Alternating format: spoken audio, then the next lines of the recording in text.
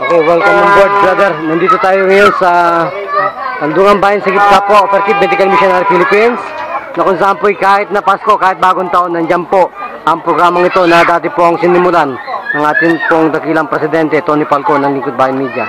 Ngayon po, yan po ay nasa Tandungan Bayan sa Gitkapo, Operative Medical Missionary. Yan po.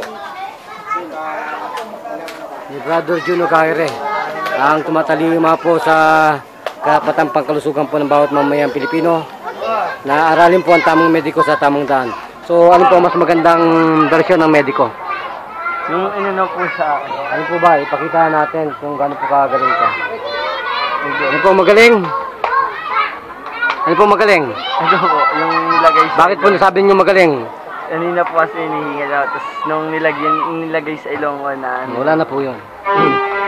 Niniwala ko ba kayo sa mga dumilipad, mga ninja? Bakit po ba?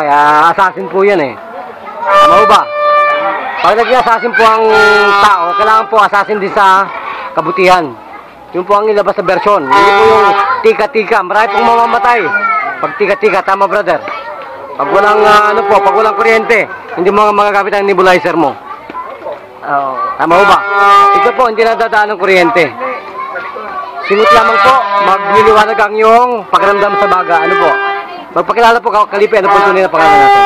Kevin po. Ilan pong taong gulang tayo? 15. Ilan taon na po kayo may asma? Tagal simula ko ng bata pa. Bata pa po, inborn. Brother, inborn. Kaya po ang mama. Kaya po ang nanay. Lola. Lola, inborn po sa kanya yung asma. Minsan lang yan. Hindi naman masyado magkuhan sa... Pero hirap din po siya minsan. Minsan lang. Ngayon po, wala na paminsan-minsang hirap. Maganda nga kung wala na. Wala na po. Kasi po itong mukhang pong ito, ang dati pong mayroong asthma. Ano po ito? Weak lungs, ang beauty pong ito. Kaya po ako po yung author. Author po ng mga lumilipad.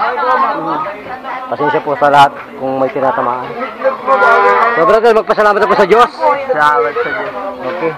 Papatuloy ko sa Tony at pagbabalik updated po ang ating beauty sa ating pamamayagpag po ng ganitong programa. Gerontologist use ko ang duin ang pinakamataas po ng task ng mediko ang hindi po tayo gumamit ng hininga para mabuhay. Thank you, Sir.